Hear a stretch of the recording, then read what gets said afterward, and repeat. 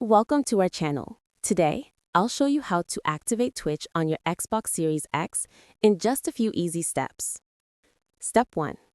Turn on your Xbox and make sure it's connected to the internet. Step 2. Go to the Microsoft Store from your home screen and search for Twitch. Click Install to download the app. Step 3. Open Twitch, select Sign In, and visit twitch.tv/activate on your phone or computer. Enter the code shown on your Xbox. Step 4.